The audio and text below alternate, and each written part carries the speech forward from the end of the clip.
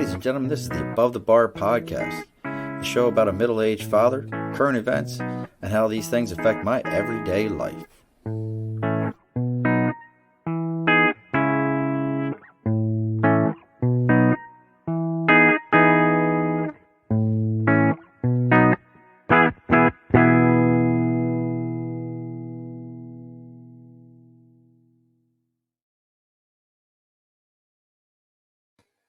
Alrighty, folks, welcome back to the Above the Bar podcast.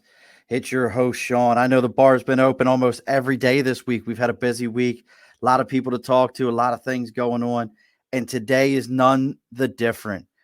Anyone that in my age group, if you're in your 40s, 50s, you know Saturday, you had the Saturday night main event. You had Saturday afternoons, Sunday afternoons, NWA, WCW, WWF to WWE, SmackDown, Raw, all the different elements that were out there that made up professional wrestling in the United States. There is no one, and I can't name you a single person on God's green earth as an American who has not at least sat down for a couple of minutes and watched the wrestling match, watch these modern day gladiators make it happen. But at the same time, there was the one guy that we all yelled at and said, "Turn around, look, don't you see that?" Well, today we have one of the legends of that, a gentleman who has written a book called Ringman. We have Mr. David Dwindell. David, welcome to the bar. Well, Sean, thank you very much for inviting me on your show this evening, and it's a real pleasure to be here. Well, we are going to try to get a little bit behind the scenes here with you, find out all the great things that we need to know about with pro wrestling and things that we're missing here and what's, what that world's about. But as always, before we get going too far, we have things we have to do here at the bar. We always got to do the housekeeping as we open the doors. First things first, take a moment. Everyone who's out here watching, listening, make sure you take your time and you go ahead and share this with every single page that you can find, every single person that you know. Put it on your personal page. Call your mom. Tell her to start listening and tune in. Do everything you can and get this thing shared to everybody you know. That way everybody gets a chance to find out about Dave's book, Ringman, what that was about. We're also going to be talking about the upcoming inaugural International Professional Wrestling Hall of Fame inductions. We got that coming up here. So we're gonna get this going. Also, as always, over my right shoulder, we have Sticker and a Cause. If you've got something that you believe in, something that you're supporting, and it's got a sticker that's involved with it, make sure you pick up I guess you pick up your computer. Nobody calls each other anymore. Pick it up, reach out to me, let me know what it is, and I will absolutely, positively read about that thing on air live so that everybody can find out about it. Everybody can know what that thing is so that they can support it. But now that all the housekeeping is done, let's talk to Dave. Dave, again, welcome. I'm so excited to have you out here. Was that you in the audience that used to yell at me? I wasn't sure, but you mentioned that you were in the audience yelling at the ref. I absolutely probably at some point was that kid going, "Turn around, ref, turn around. He's cheating. He's got the ropes. He's got the ropes." And if I had, I would have lost my job, I guarantee you I was that kid. I loved it. I mean, I was talking with some friends that about this and about wrestling and when we were kids and how much we got into it. I can remember as we're sitting here talking, and I've got my WrestleMania t-shirt on with the Ultimate Warrior. I definitely want to hear about that story. But I was always a big fan of those guys. But I think like some of the earliest ones that I remember, I was probably more into the WCW. And you might be able to tell me this because I don't even know I grew up in Baltimore. So what circuit was that? Well, I go back a little bit further than you. I go back to the 1950s when you said you got first involved in wrestling. Well, I was a fan. I was a big fan also when TV first came out. And nothing really interested me. And all of a sudden, I see the two guys in the middle of a ring beating the crap out of each other. I said, "What am I watching?"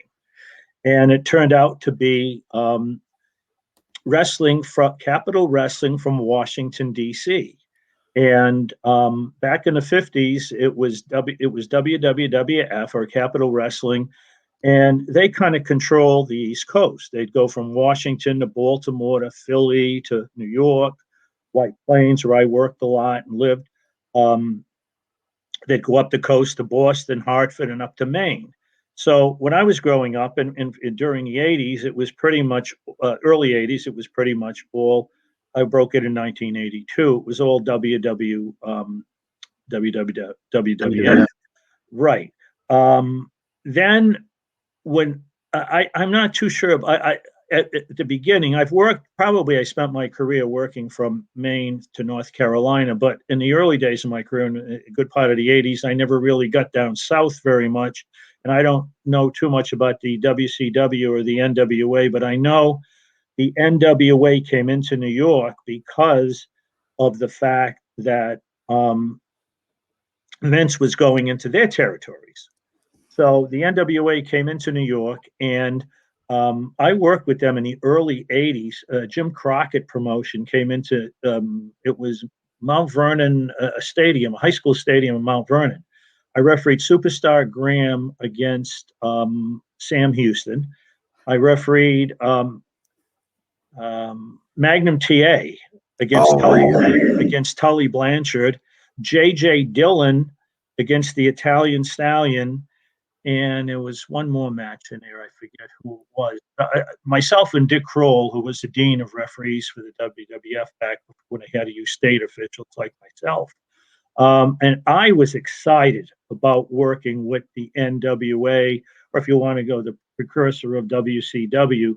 I was very excited because they were less show and more, I would say, sport than the WWF. So I was very excited about working with them, and I got a great compliment. I'm not trying to brag, but it was a compliment that I got, and I thought it was great. I was always taught, when you go down for the count, put your head on the guy's shoulder so you can see it's legitimate pin. And some referees were on the other side of the ring, bouncing up and down on their knees and couldn't possibly see.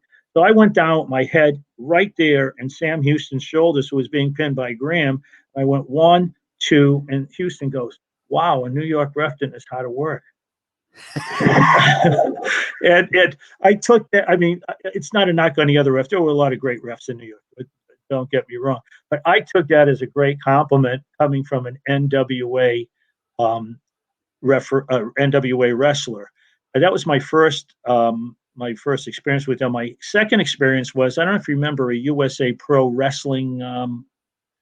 USA Pro Wrestling came in. It was it was like the NWA, WCW, Georgia Championship Wrestling. They put AWA. They put a group of people together to try to combat Vince again, going into their territory when he started in with cable television. And I did the second greatest match of my career, my 32-year career, I might say, when I refereed an AWA championship between Nick Bockwinkel, Rick Martel. I mean, if that wasn't an outstanding match to begin with, but in the corner of Bockwinkel was Nature Boy Buddy Rogers. The original Nature Boy. The original Nature Boy. And at the end of the match, evidently they tell me, I didn't see it, Bockwinkel's leg was on the rope, but I counted to 3, and I got a lot of heat, and I'm arguing with the first WWF champion, and it was one of the greatest experiences of my life. So I do go back a ways with the NWA, WCW, AWA, and there was some great times. I got chills hearing you, Dave, and you're saying these names, because as a kid, these were the guys that in those early 80s days, like I said, I can remember turning on the TV and you didn't know I never knew what time these things were going to come on. It wasn't right, exactly right. 11 o'clock at night. Right. You're a kid. You're like, in Baltimore, we had on Sundays, you had the Creature Feature Hour, which always played like monster movies. Mm-hmm. And we would get New York 9 down there on our cable. Mm-hmm. So you would get some of the stuff from out of the New York pieces. We had TNT when that first came out, and Ted Turner had bought the WCW and all the NWA stuff and brought that around. So we had that, but I mean, just hearing the names that you're saying are incredible. Well, it was a great experience. I do want to mention something. I don't want people to think I did not like working with the WWF because of what I said about the NWA. There were two little different products, but my greatest experiences have been with the WWF, working the Garden about 15 times, with tremendous amount of different individuals. And I didn't have one league. I didn't have one NWA, AWA, WWF. I liked them all. They all had great points. They all had phenomenal wrestlers. And besides them, I did get to work with a tremendous amount of independents. So I've been very fortunate in my 32-year career to be able to just work with 350 named wrestlers and 45 champions. Well, you say that, and that I think it's an interesting thing. Is you use that term named wrestlers, and one of our big fans out there loves the psychology of the referee. Anthony's a big wrestling fan. And I think that's a great way to put it. Is I can remember early on, and you can talk to this. I'd like to hear your thoughts on it. I can remember when the referee was he was the dolt, for lack of better, in the ring. Like, he wasn't, I don't mean that in a mean way, but he was like the guy who, well, how did you miss that? How did you miss that thing? Like I was saying, as a kid, to it moved on, where they became wrestlers almost. They were hitting moves on people. Well, let me explain. And maybe the best way to explain this is to, first of all, I think back in the classic of the golden days, the referee had a much more difficult job because kayfabe was fully in. And one of the jobs of the referee was to add realism, enforce the rules. I was broken into by Johnny Rodz. Johnny Rodz was my first match against 21-year-old Eddie Gilbert. And I was told, be the referee, be the sheriff. Keep order. Don't favor the face. Don't favor the heels. Try to work up some heat with us for the audience. Well, my first two shows were, and we can get into this a little bit later. My first two shows were for the WWF, in front of 5,000, 6,000 people at the White Plains County Center. And my third show was a show in one of the worst sections of the Bronx. I had never heard two words. I'd never been familiar with these two words in wrestling: independent promotion. Never heard of them. So I show up thinking it's the WWF. It's at the Wakefield Forum. I said, maybe this is like the Montreal Forum, and all of the letters were missing on the marquee. I had to park at the A&P parking lot. I asked some guy, I said, where's it safe to park? He said, about 25 miles up the road. So I'm going, this ought to be good. So I walk in, and the promoter was very happy to see me. He said, the last show, the referee never showed up. I said, oh my God, he must have been very bright, because there were burnt out buildings. There were people begging us. I said, how the hell could the WWF be running in a place like this? And that's when I learned the words independent promotion. So I walk in the arena, and there's 74 men and 10 women, and the 74 men, 73 were drinking out of brown paper bags. And the wrestlers all spoke Spanish, and I took French in high school, so we had a little bit of trouble communicating. Well, to get back to the idea about the referee, I'm in the ring, and it's a tag team match, and these two fellows, one of them just got out of the hospital because he had groin injury. My back is turned with one of the heels, and my back is turned with the face, one of the guy's partner, and the two heels are working over his groin in the corner. And this guy just got out of the hospital from a groin injury, and everybody knows it. People are throwing stuff in the ring. I'm getting, bottles are going by my head. I got nervous, so I told the timekeeper, I said, go get the promoter. Well, before the promoter came out, I noticed there's a guy screaming and yelling at me and pointing at me, and he's standing outside the ring. I noticed there's a gun sticking out of his pocket. And I'm going, this is not a good sign. I do not want to die watching 73 people drinking out. My last few moments on earth cannot be watching 73 people drinking out of brown paper bags. So I said to the promoter, I said, would you take the gun away from this guy? I go, he's not dangerous. I know that guy. I go, no, that's not good enough. take the gun away. So he took the gun away, and it was fine. And as soon as the show was over, I grabbed the pay envelope, and I walk out, and my car is locked in the parking lot. The fence is closed at A&P. It closed at 11. They told me it closed at 12. So I said, "Oh my God!" So I asked I So went you're back stuck to at the this promoter. point. What? You're stuck there at this point. I asked for the promoter. He sends a guy out with the largest pair of clippers I've ever seen. He clips the lock off. As I'm getting ready to get my car, I said, "What's that popping sound?" He goes, "It's gunfire, but it's only 2 or 3 blocks away. You don't have to worry." So I said to myself, "Wow, this is quite an experience." But the point I wanted to make to your question, and I know it's been a long answer, is people thought it was real. Oh So yeah. that's why you had that reaction against the referee. And part of the referee was to try to get heat. It was always to try to get heat in the audience, whether you're a wrestler or a referee. And a referee could get some heat, like you said, by not seeing. You know, you Right. really got to work at not seeing. Wow. So, but that was a funny. I thought that I'd like to share that with you because it was like, people think of professional wrestling as being all glamorous, but trust me, it wasn't always. Well, I think that's what we see the modern day pro wrestler. It is very, and to your point, it almost is to your point when you said the difference between WWF back in the day and WCW. I'm wearing a WrestleMania shirt with the Ultimate Warrior, formerly the Dingo Kid. It was bright colors. It was fluorescent. It was, cutting a promo, and it was energy. It was very, very high energy in big stadiums.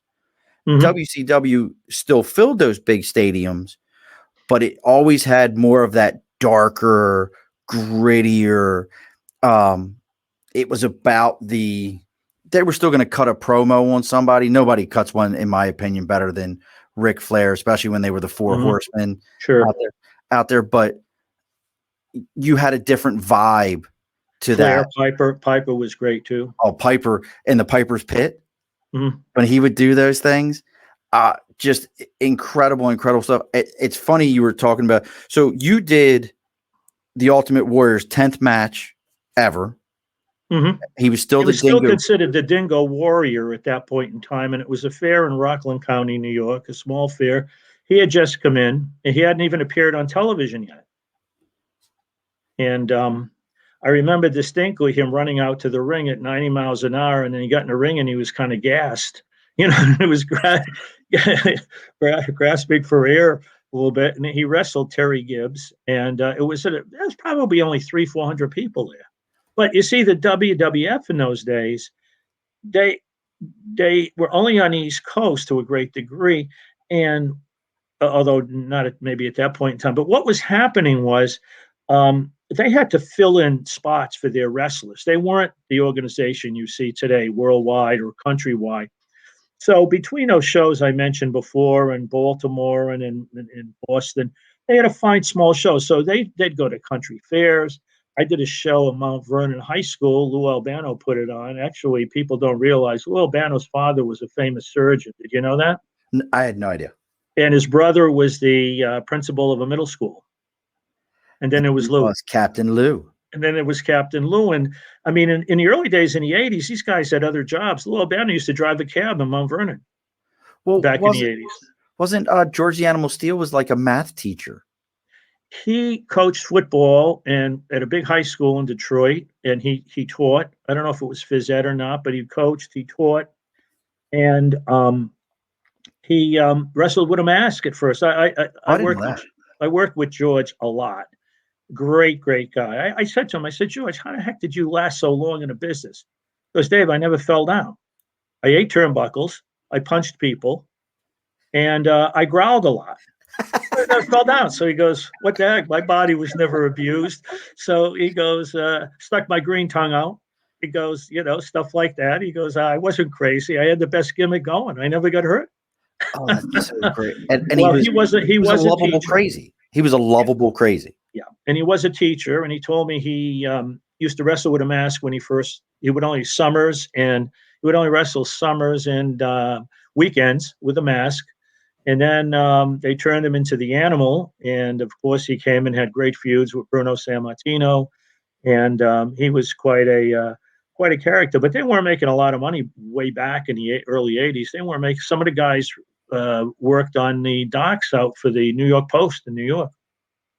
And They had there was still a lot of, and you don't hear this term too much anymore. There were still jabronis back in those days that, they would come into town. sinuses. Sorry. It's all good. But they would come into town and they would grab a hold of somebody and say, hey, we need this guy. We need that guy. We need somebody for you're just going to get tossed around. The one that I remember back home, his name was, it's either Bob Starr or it was Bob Starr. Bob Starr, okay. Yeah, Bob Starr was out of Baltimore. Vaguely. He was one of those guys that he was going to lose. He was there to lose. Well, they were called. They were referred to as jobbers. Jobbers. But I when I was a kid, I used to refer to them as cannon fodder.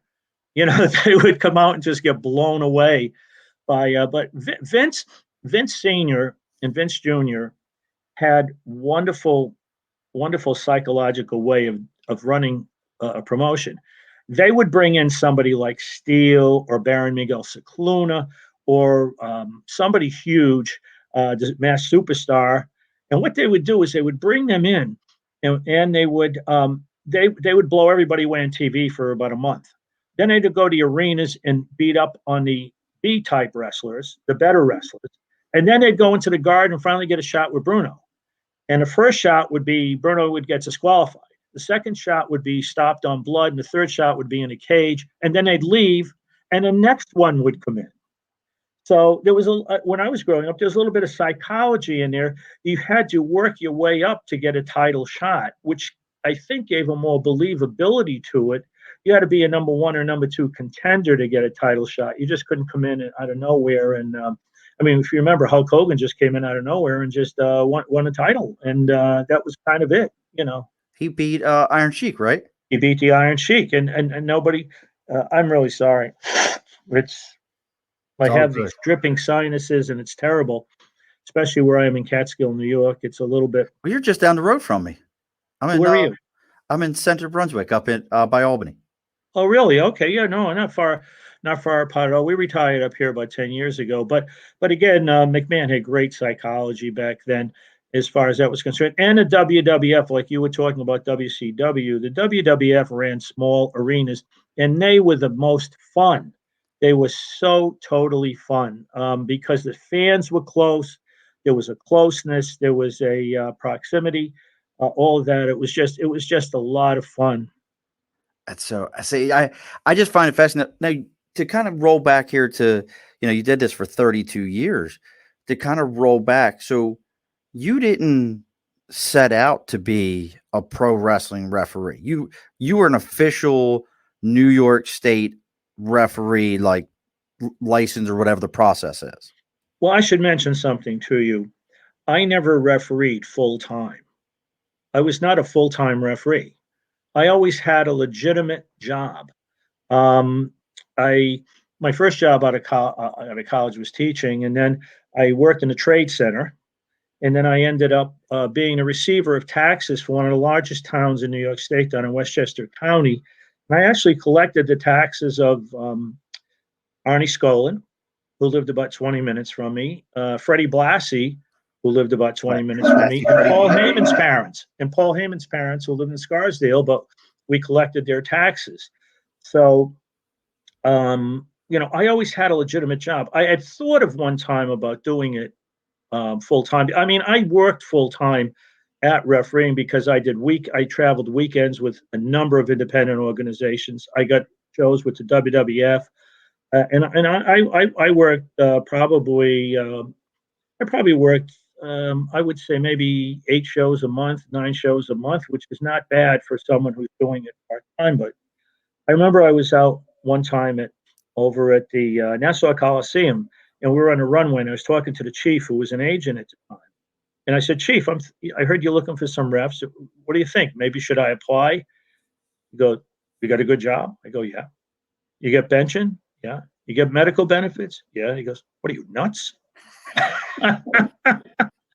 I said, but Chief, I love to ref. He goes, fine. How you doing? Okay right now. He goes, you're doing fine. You're traveling weekends with the independents. You're working with us.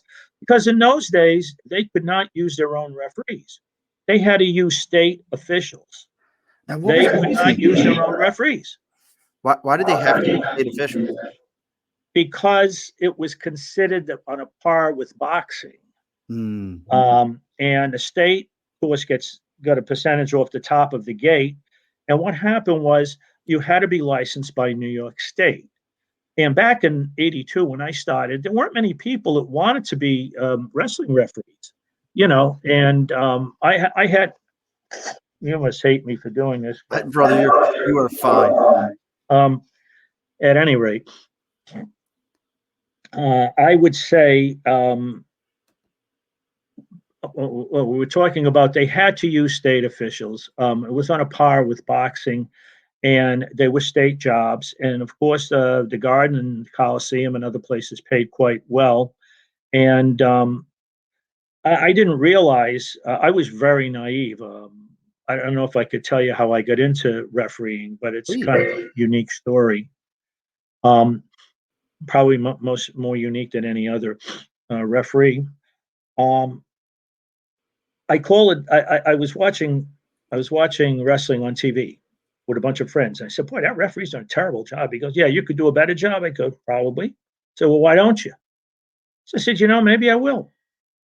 So the next day, I looked all over for the WWF phone number. There was no internet in those days, so obviously I couldn't, you know, could not find a number. I finally found Capital Wrestling. So I call up Capital Wrestling 26 times. Nobody answers. The 27th time, I get this guy on the phone that made Marlon Brando and The Godfather sound like a choir boy. He goes, I said, is this the office of Capital Wrestling? Who wants to know? I said, my name's David Dwindell. What do you want? I said, well, I'd like to be a referee with your organization. We don't need any. I said, can I send you a resume? Don't send me any gifts. It's still no. Hung up. I said, well, that went well. So that not to be disappointed, or discouraged, I go and I try to find your physical address. And because I was a man on a mission at this point, I said, I got to do this. I really want to do this. So I found out that their office was located at such and such in Midtown Manhattan. Well, I was working at the Trade Center at the time, and I would pop up every day to the Holland Hotel, not knowing it was a front. So I'm there for 2 weeks straight at lunchtime. And finally, the doorman comes out and he goes, "Excuse me, are you a cop, a private eye, a stalker, or just a nut?" And I said, "I'm looking for somebody from the WWF." And he goes, "They're here once a month for the Garden for a few days. Get lost, or I'll have you arrested for stalking." So I said, "Well, this is not looking good. I don't know if this is going to work." So I uh, I ended up being the master of ceremonies at our church's 100th anniversary, and there's a guy there connected with boxing and wrestling. And I said, "Do you know how I could get a license to referee wrestling?" He goes, "Come to my office tomorrow."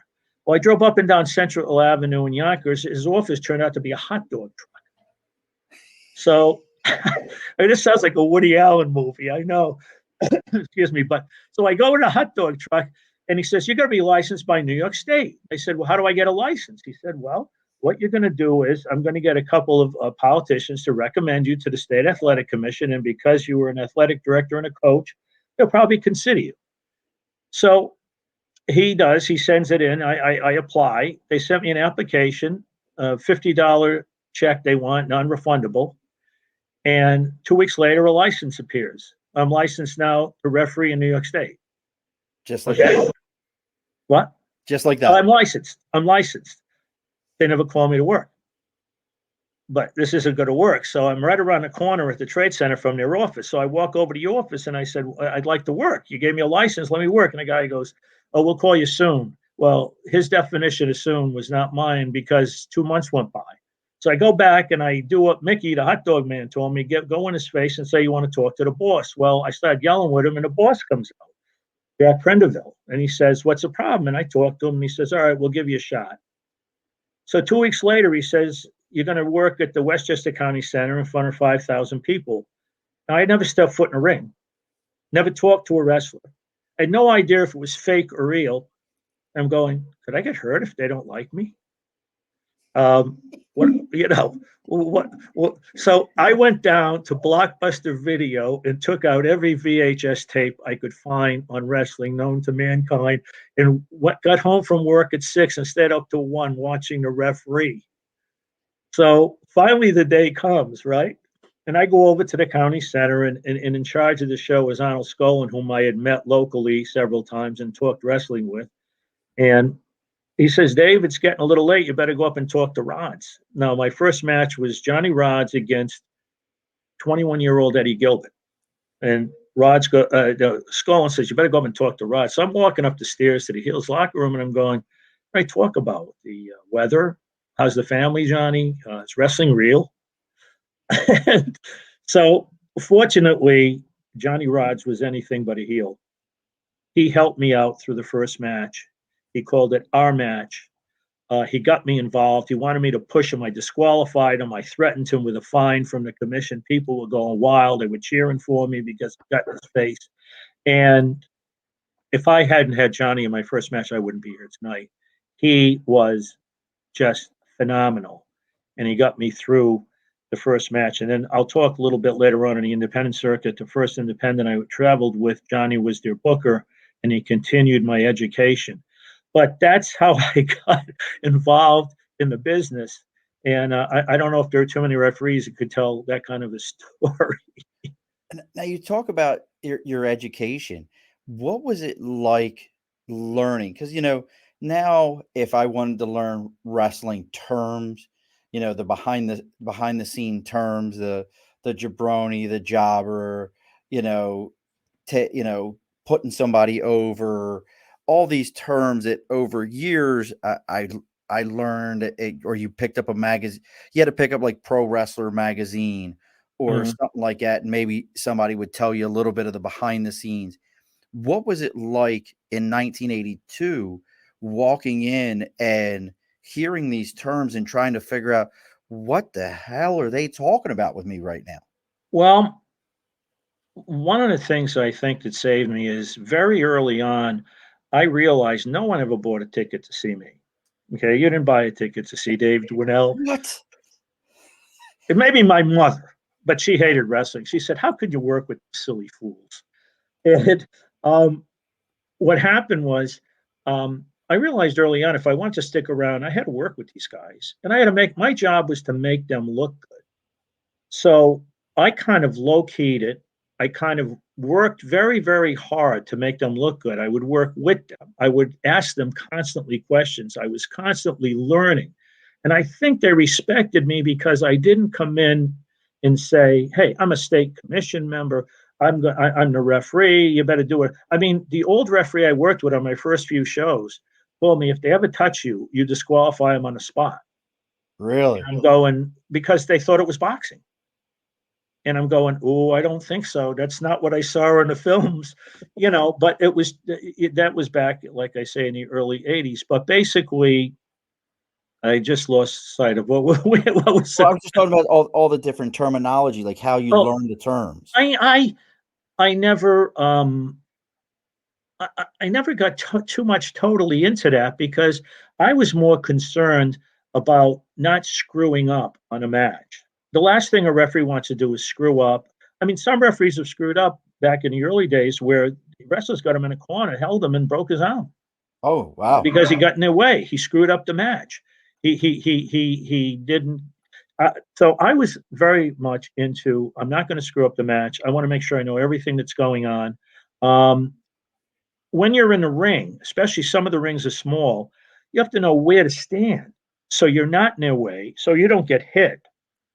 I mean, I used to, when a guy would be punching a guy, I would always come in from the left until one night a guy was left-handed, almost took my jaw off because he came back with the elbow. So, there's a certain amount of things you have to do. And plus, you're using muscles that are not normally used. I mean, my first match, uh, I had, in those days, the ring was not like it is today. It was canvas and tied at the end. So I had Mac burns on both my knees for about 2 weeks after the first match. So I went out and got huge wrestling knee pads to wear under my black pants, Ah, which people don't realize that, because I used to like to slide a lot. I used to like to get down on my knees, bounce around. Johnny had told me, people in the balcony don't know what you're talking about. So if you're in a corner, wrestlers choking another wrestler in the corner, you can go like this. You can't do that because you want people upstairs to know guys choking them, and it's not allowed. So there was a lot of hand gestures, and I would come up with things. I would come up with sayings like, if he was punching a man, I'd say, "Hey, listen, this ain't boxing. What are you doing?" Or if he's kicking him, I'd say, "This ain't football. What are you doing?" Or if he's choking him, um, I'd say, "You're choking a man." "No, I'm not. I'm not choking him." I said, "Then what do you do? Giving him a throat massage?" So I would come up with things like that but it was a lot looser in those days. The wrestlers weren't under the pressure they're under today. It was a lot looser. They'd even change finishes on a ring. I used to do fair shows, and it would be Doink the Clown against Scott Bigelow, Bam Bam Bigelow. Bam Bam Bigelow They and changed the damn finish on me. They tell me one finish and then they do another one. well, now that's a great question right there. And I'll answer Anthony's question of how does the state or how/did the state get away with regulating the use of referees for a predetermined match? Because it's the state, Anthony. We Oh no, know. because they didn't know it was predetermined in those days. Oh, so that wasn't even part of the conversation back then. No, nobody knew it was predetermined in those days. Kayfabe, if it ever got out, there were no wrestling websites. There were no websites. There were no podcasts. It was all kayfabe. The only people that showed up at wrestling shows when I first started in the '80s were blue collar workers, middle aged, middle class blue collar workers, and white collar closet fans who would never let on that they were at a wrestling show. Oh, really? And there weren't a lot of kids there. I mean, you'd walk out of the locker room and you couldn't see the ring. There was so much smoke, and everybody was drinking. This is back in the very early '80s. At least a lot of the places I worked, and we're talking WWF now. And I can give you an example one night of people believing what they saw was real. If I could mention, I hope I'm not talking. No, you're good. No, please. Um, it was the Iron Sheik and Volkov who had the Foreign Express who had just lost the title to Wyndham and Rotundo, the American Express. Okay, and it's a very cold evening. 5,000 people in the White Plains County Center. It's a tag team championship match.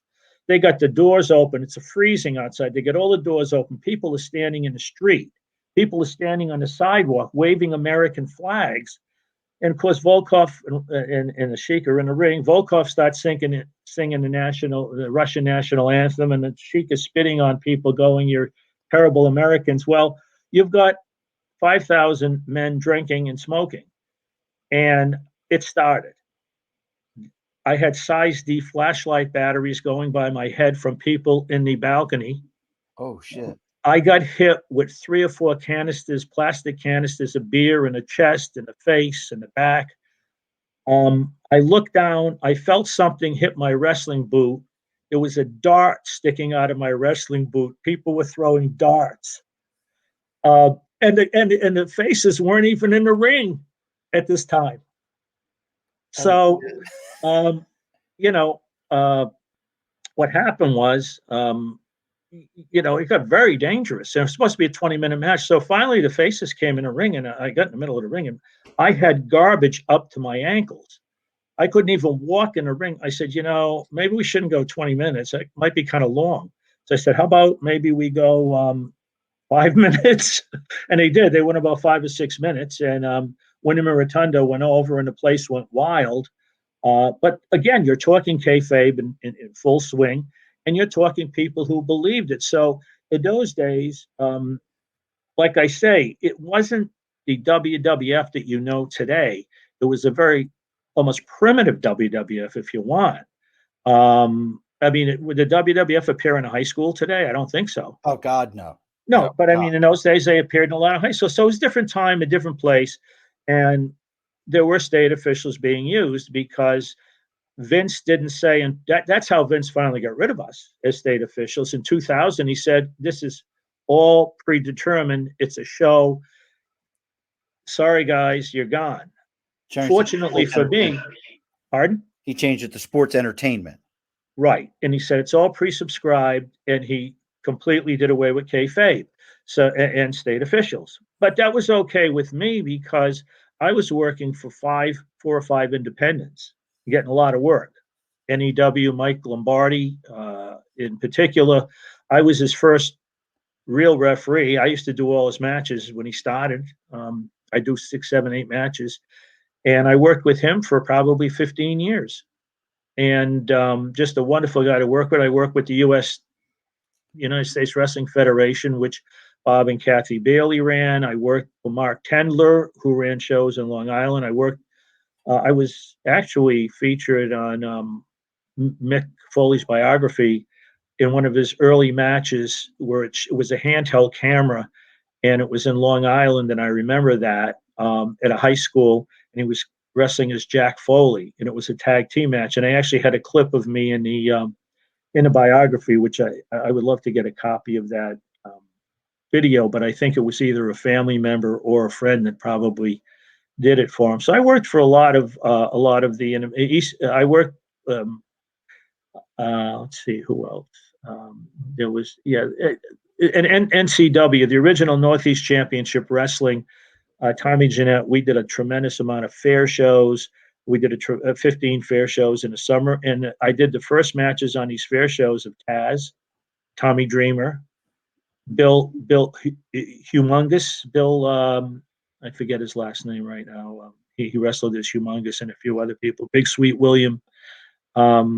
He worked for the WWF, and a lot of those guys. Armin Cesare, he wrestled as Kid USA, Misty Blue Sims and all her group, and of course the midgets. And if I could, I'd like to just tell one funny story that took place. First time I worked with the midgets, it was the guy who played Dink the Clown. I can't remember who he wrestled as. Dunk. He had Dink and Dunk back in the day. Yeah, well, he was the original Dink the Clown. But Tiger Jackson, it was Tiger Jackson against Little Louie, and it was one spot where Tiger Jackson would get thrown off of Louie, and I would catch him and throw him back on for the pin. And then I'd catch him a second time and throw him back on with the pin. And the third time I was supposed to throw him off to the side easily, and he'd get really angry at me. Well, I guess I threw him too high and too hard, and he landed on the family jewels. So he turns over and he's holding him in his groin area, and he goes, "Ah, damn, ref, easy with midgets, please." Holy crap! I have an old boss that would love that story. I mean, I had about 15 spots I had to work with them, and they used to drive me crazy. They would play with me, they'd work with me, it was just total mayhem. And the kids, of course, at the fairs loved it. And then with Misty Blue Sims, who was who had about 7 or 8 girls in her stable of wrestlers, would work. And we had one spot called the honeymoon move, where the heel would get thrown off of Misty, and I would roll over, and she'd land on me face down. And then she'd jump off me, screaming, and I would sit up in the middle of the ring with a big smile on my face, and everybody. So we did things in those days that were just a lot of fun. But as I tell people, we were eventually replaced on the fair circuit by the dancing pigs, the racing pigs, because they put on 5 shows a day and didn't need locker rooms or showers. So we had but those shows were drunk in the back room, couldn't make it out or something like that. None of those issues happened. Those fair shows were unbelievable. We'd go upstate. We would go way up, almost the Canadian border. Plattsburgh, Malone. Watertown, further up than Watertown. I forget the name of some of these places. There'd be one-horse towns, and the only thing would be the fair. And I will never forget guys like one of the wrestlers, one of the heels would always get on the microphone and go, just to get the people into a frenzy. Skull Von Krust would get on a microphone and go, "I'd like to know why all you people in the audience look alike." Oh God. Or he'd say, you know what you get when you get a full room of people from Watertown here, a full set of teeth. And or they'd go, yeah, you go, I don't want to say you people are dumb, but I saw a sign at the garage that said clean restroom, and I saw somebody go in and start cleaning the restroom. Just So, fire them all up. oh my God, these people would go crazy. So it was just a different time, a different place. We had people on these indie shows that did those things like Snooker, Bill Eadie, bona fide stars, Slaughter, um, Sarge. the Sheik, Volkov. They weren't like indie shows. They were like supercharged indie shows, and they were just a lot of fun at the fairs. We had a ball. So you're doing this for all these years. You got these opportunities to be with legends. We talked before the show about my personal favorite wrestler of all time, Hands of Stone, Ronnie Garvin. And you were going to tell me the story of why Ronnie almost put them hands on you, though. Well, I have a picture from one of the magazines, and I shared it with a couple of people recently. I forgot I had it, but when I heard Ronnie was coming to the International Professional Wrestling Hall of Fame, we have to talk about that in a few minutes. Yes. Um, I don't know if it was a Coliseum or the Garden, but Ronnie, in the picture, has his two hands up like this, ready to punch me. And I have my two hands up like this, going, no, I don't think I want to take one of your punches, especially from the former NWA champion. And I don't know why. Maybe I disqualified him. Maybe I did something that ticked him off. Because I used to give a lot of heat to the heels. I didn't care who they were or the faces. And yeah, it's a great picture. And I shared it with Seth and a few other people. And I'll show it to Ronnie. I want to show it to Ronnie at the International Hall of Fame. The dinner And, which is coming up. and that's coming up here. That's the weekend of August 27th, 28th, 29th.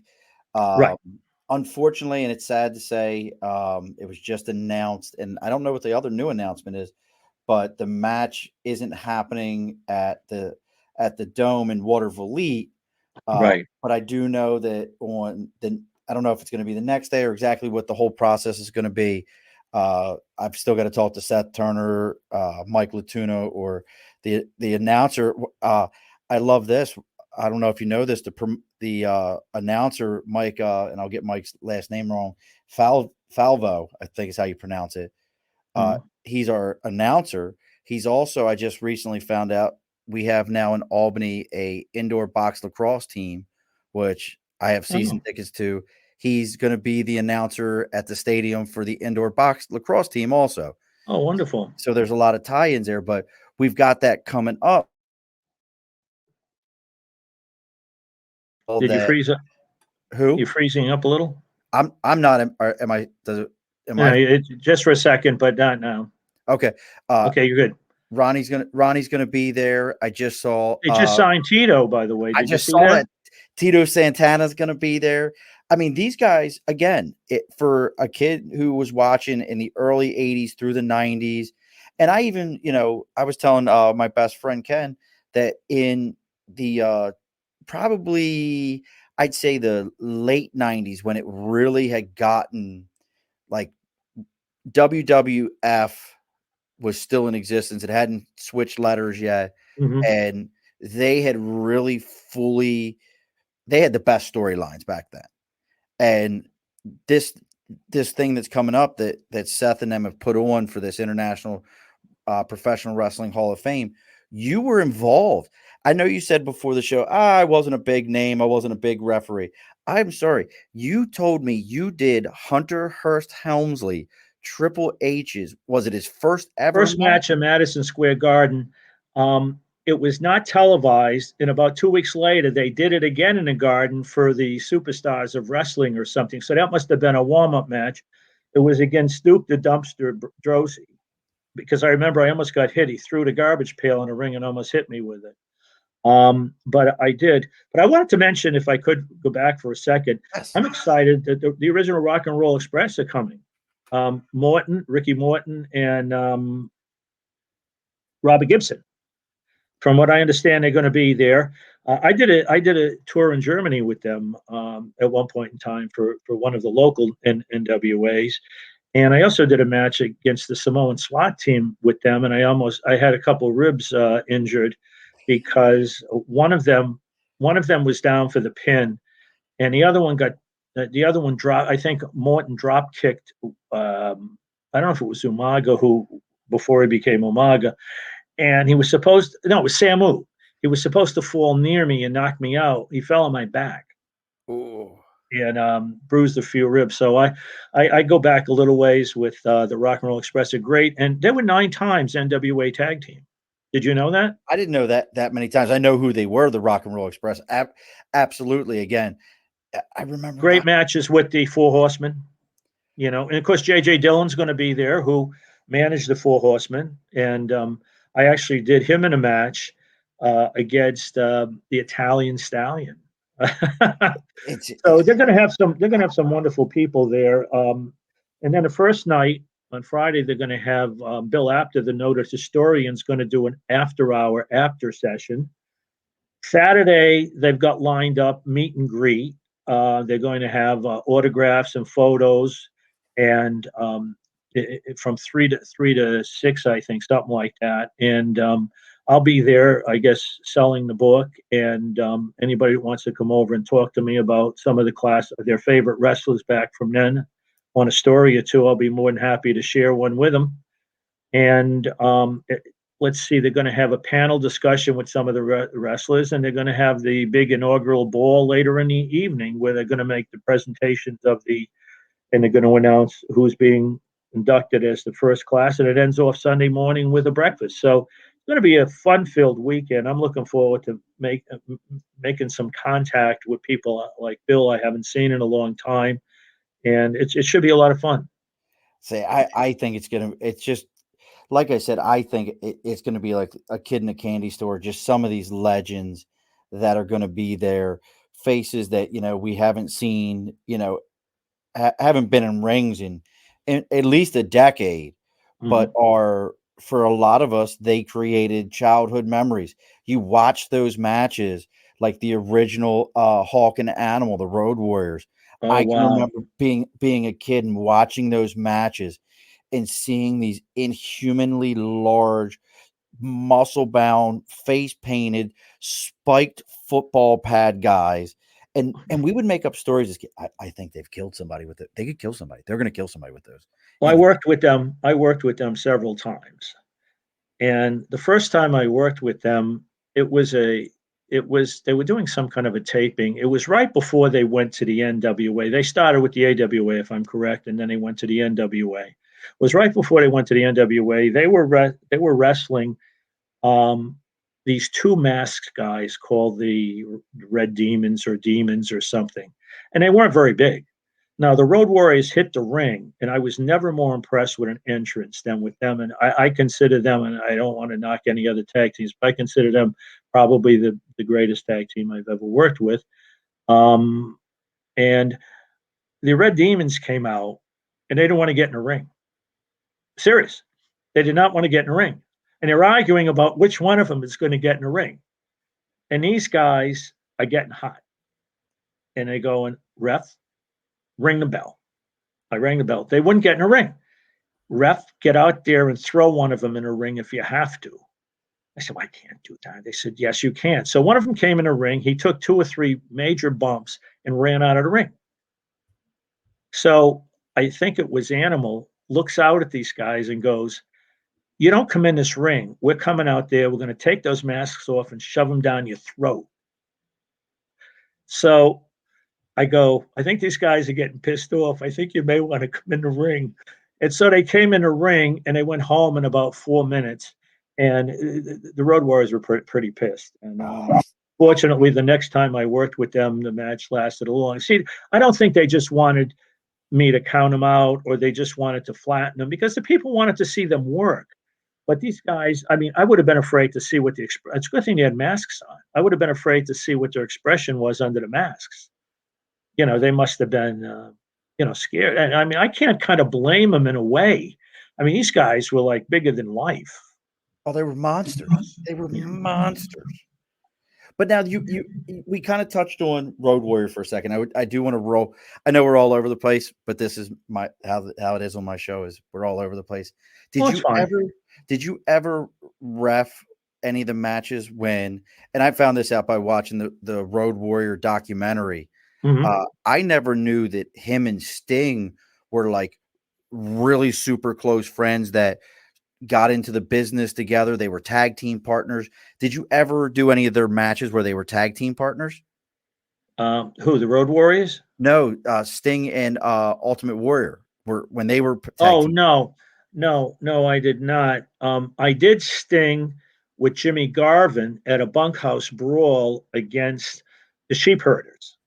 And Sting was probably had not been in. He still had the blonde crew cut and a little bit of face paint on, and it was a dark match at the Nassau Coliseum, and I got the dark match, but it showed up for a while on YouTube, and I kind of caught that, and it was kind of cool to watch it again. You had the Sheepherders, and you had Sting and Jimmy Garvin. It was an it was the first match of the evening. It was a dark match, and unfortunately, it was on a Sunday. It was on an afternoon show because Vince had booked on top of them in the evening. They put the Bunkhouse Brawl on. Vince booked on top of them, so they had to change it at the last minute till afternoon. And unfortunately, it didn't draw very well. There was a battle royal, I believe, that afternoon in a cage or something like that, or somebody was in a cage. I don't remember exactly. But I only worked with Sting a few times. And I only worked with the Warrior a few times because what happened was with me, I call myself the Alpha and the Omega ref, the beginning and the end. I always got the guys when they came in. Okay. Dick Kroll, Jack Lotz, some of the bigger, Dick Worley, a lot of those guys got all the main guys. And in those days, Dick Kroll especially, he was very close to Vince Sr. and Jr., and they would trust him with the big matches because they wanted to make sure like somebody from another league didn't call me and say, hey, make this guy go over. So I would get the newcomers in. I'd get newcomers like Kurt Hennig, Bret Hart, The Undertaker. New guy. I got the new guys because nobody knew who they were. Hunter Hearst Helmsley. Nobody really knew who they were. Dave, you could do I used to get the first match of the Garden all the time, and I said, wow, they really want to start off with me with a bang. No. First match used to be the longest match of the evening, sometime 20-minute Broadway, and I said, let Dave work it. So most of the matches I have, a lot of the matches I have on YouTube, but then they started working me to the middle of the card. I had Brutus Beefcake, One Man Gang. I had a great match on YouTube with Marty Jannetty against Pat Tanaka. And even the Brain came out and said, oh my God, this is a great match. I mean, it wasn't a rest hold for the 15 minutes they worked. And Bobby came out with one of his famous comments against me when the heel was getting beat up. Bobby goes, this ref couldn't make a good mole cop, So he would come out with stuff like that. Or he'd say, that's the first thing he's seen this evening. Ref saw his foot on the rope. He goes, what's the first thing he's seen this evening? But great because even though he was a manager, he wasn't a wrestler. He was not afraid to take a bump. He would take a bump. Right. And that's what, and I think that's what always sold him when you watched him was he had the great lines. He was going to talk smack about everyone. And then he was so weaselly about it that he would run away, but they always got him. And he always took a bump, but he took it like a champ. Right. And went on with it. That's, you never, I think the only other one I could think of that was like that was Hart. Not Jimmy. Yeah, Jimmy Hart. Jimmy Hart. Yeah, Jimmy was good. Yes. He was another one willing to take a bump. So we've got this book though. So I know you said you've got a few copies. There's digital copies out there. It's called Ringman. It's available on Amazon. It's available on Barnes & Noble, the websites. It's available on a number of websites. If they go into Google and just Google Dave Dwindell Ringman, it'll come up on one of the. I tried to keep it as low as possible. The ebook is $5.99. The other book is the paperback is $14.99, which I think is reasonable for it's 289 pages, 40 photographs. And I wanted to make it affordable because it's dedicated to all wrestling fans of all ages and generations. That's who it's dedicated to. Because without fans, we have nothing. We were nothing without the fans. That's awesome. So they can. You said you're going to bring copies with you to the Yeah, international. Seth had asked me if I'd like to have a table. Would I like to have a table? I said, why not? And even if somebody doesn't want to buy the book, they can come over and want to ask me a question about some of the wrestlers I worked with, or they have a favorite wrestler, or whatever. I'd welcome that, whether they buy the book or not. That's immaterial. And I'm going to put it at. I believe I'll put it at like $11.99 instead of the $14.99 celebration of the IPWF. That day I'll make it a couple dollars cheaper than it's normally goes for. And if they want to buy it, fine. If they don't, you know what? So be it.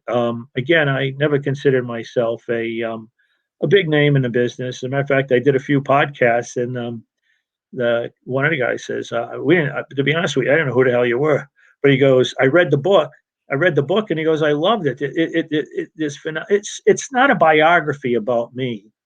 It's stories about, because people would always ask me, my friends, my relatives, everybody would ask me, what was it like back then? Tell us some stories. Tell us about this guy. Tell us about that guy. I said, if there's that much interest, maybe I should put a book together and tell these stories, and tell, like I did with you tonight, how I got involved in the business, some of the wacky things that happened on the in independent shows. We didn't get in with Freddie Blassie, but Freddie Blassie was somebody I became very close to. And I worked in independent WWF with him in one of the worst sections of Brooklyn, Bedford-Stuyvesant. And we're at a big old Catholic high school. And this is in the book, but this will give you an example of some of the stories in the book. He was the Ayatollah Blassie. Well, I always wanted to meet Freddie, and we found out we lived in the same town. We hit it off really good. And Freddie he was never off stage. I'd say to Freddie, just to kind of piss him off, because he thought he was the toughest wrestler. Well, I'd say, I heard Gorgeous George was a really good wrestler, even though he had kind of a. He didn't know the goddamn difference between a toenail and a toe hold. So we get in a ring. And Freddie's dressed as the Ayatollah, and he calls me over. He's got the cane and pretending he's going to hit me. So he calls, and he's dressed in the Bedouin stuff. So he goes, Jesus, Dave, look in the audience. The goddamn people are tougher looking than the wrestlers. And they were. And there's a guy, this is no lie, there's a guy 350 pounds or more sitting on two seats in the balcony. Freddie looks up. Now, we got paid the wrestlers and referees get paid according to the number of people in attendance. So if there were 50 people, we got minimum. There were 500, 5,000, 20,000. Freddie looks up and he goes, get back to the locker room after, and you tell Skolin to go up and make sure this guy bought 2 tickets, because one more ticket could put us into the next pay category. And I said, Freddie, we'll be lucky if the goddamn balcony doesn't collapse. He goes, what the hell are we care? We ain't sitting under the balcony as long as we get paid. So these are the kind of things, these are the kind of conversations that went on in a ring prior to a match, when people thought he was going to hit me with the cane and told me to shut up and all of that. But we're really BSing about, BSing about kind of like what's going on in the arena. And I mean, you had guys like Butcher Paul, Vachon, and Sweet Hansen. And I had their match, and they were both kind of heels. And they Vince never put heels and heels together. So we got ready to go out, and I was annoying. I was pissing them off because I wanted to talk about the match in the locker room, and they just wanted to play cards. So they were trying to shoo me away. Get out of here, young guy. We don't want to talk to you. We're playing cards. So we go in the ring, and I guess to get back at me for bugging them in the locker room, they decide they're going to make me laugh. So throughout the match, there's one thing, it's in the book, but I'm not going to say it here. It's a little bit suggestive. But they, well, I could say it without actually saying the word. Butcher was, Swede was yelling at me. No, Butcher was yelling at me. He's pulling my hair, ref. He's pulling my hair. And I'm going, you're bald. You don't have any hair. And he goes, no, the hair on my, and he points down to his groin. And I'm going, I'm trying to not to break a smile. And I'm going, he didn't just say that, me in a ring. He did not just, and then they got in a cradle for like 5 minutes, and I had to go 1-2, 1-2, and I kept saying, "Is your hand red yet?" And I'm going, "Oh, these guys are going to kill me." And they tried for the whole match to get me to laugh. So we get back in the locker room, and they say, "You're pretty good out there, ref. You're a good guy. You didn't laugh." I said, "Well, it wasn't because you guys weren't funny. That's for sure." But it was a lot more fun those days. Today I can't blame the guys. They're getting paid big money. There's a lot of money involved. There's a lot of pressure on them. Back then, these were just guys. I went to a WWF show several years ago, and first of all, when I ref, nobody got in the locker room. Refs and the wrestlers. Well, it looked like Times Square in the locker room, and then they got soup to nuts, Perrier, shrimp, just a spread that's unbelievable. And I was thinking back to when I used to work in some of these high schools and college gyms. We'd go there, WWF. We'd be sitting on a cold bench having a sandwich out of a brown paper bag and maybe a beer. And I'm saying, "Oh, time changed." Well, I need everyone to know, again, the weekend of August 27th, make sure you're here in the greater Albany area at the Desmond Hotel. Come and see Dave. Get your copy of the book. He said it's going to be $11.99 on that day. I have a feeling that he will sign them. He'll Oh, get absolutely. He'll get you a signed copy. Hear a good story. Hopefully, we can get him and Hands of Stone, Ronnie Garvin, to reenact the famous photo with Dave having his hands up and Ronnie getting ready to put a 2-piece on him. Well, if it was Ronnie, it was a 1-piece because he was the original Hands of Stone there. For sure. Now, everybody, you told me you have a Facebook page they can find you on. If they have any questions, go on Facebook, look Dave up. Any other events, any other shows, or is it just this one that you got coming up, Dave? Well, I did tape one with Carmen DeSpirito. I don't know if you know Carmine DeSpirito. He has a podcast, but unfortunately, his partner he lived in Texas, and the house got kind of flooded, and it's going to be a little while before that gets on. I did two with two with Wrestling Memories now and then. I did two with PWI with Mike Johnson. I Nice. did one with Dan and Benny in the ring, and they've invited me back. I did a couple European ones. People from Europe had called me and wanted to do podcasts. Some of them are available if you go to YouTube, or again, if you Google my name, some of these things will pop up. And it's been a lot of fun. I didn't realize how much interest there was in the classical golden era. What kind of turned me on to it was I was the referee in the famous or the infamous Heroes of Wrestling, the lowest tuned into pay-per-view of all times. I don't know if you. No, I don't. I've never even heard of that. Oh, thank God! And it was 20 years after, and that was the famous match where Neidhart and Bundy went against Roberts and Yokozuna, and it was out in Mississippi. And it's the only time in 32 years I ever went in a ring and I didn't know to finish because none of them wanted to take the pin. And this is a live pay-per-view. Oh, really? Yeah, it got a little bit hairy, and I was interviewed. How did it feel 20 years later? Well, what happened was we got in a ring, and I was happened to be very friendly with Bundy, and I said, "Jesus," I said, "we got to do something." I said, "This match will go on forever." I said, "How about you throw me out of the ring and another referee can deal with it?" And he goes, "No, I'll take care of it." So he knocked Jake down and he covered Jake, and they went to legal people in a ring, but I counted to 3 anyhow, and I realized that this had become like a cult following, and a lot of people. I got a lot of heat on the websites because of the fact that I counted to 3. And they weren't the legal men in the ring, but if I hadn't, I might still be there tonight refereeing that match. So you do what you have to. But there's a lot of stories in the book, and they're fun stories, and it's a fun book. Nobody gets thrown under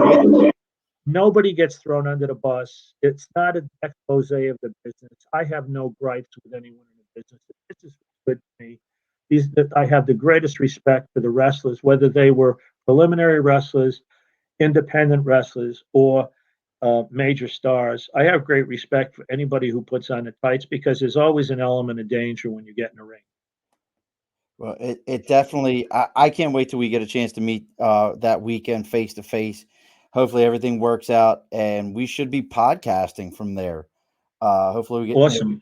we'll get the podcast from the meet and greet. I got to figure that whole piece out. But again, folks, look Dave up. Again, Dave Dwindell. He's got the book Ringman. Take your time, read that book. Get your autographed copy that weekend.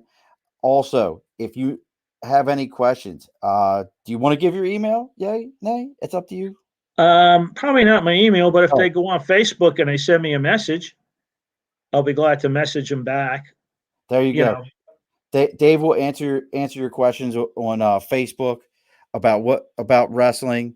My wife, she says thank you, Dave. Well, I do have a secondary email you could use. Do you want to give that one out? Yeah, I'm trying to think. I'm trying to think of what that is. I don't use it too often, but I did put it down in the front of the book if anybody wanted to contact me. All good. Well, if you think about it, we'll put it on the Above the Bar. I think it's Jules JULESV 6688 at gmail.com.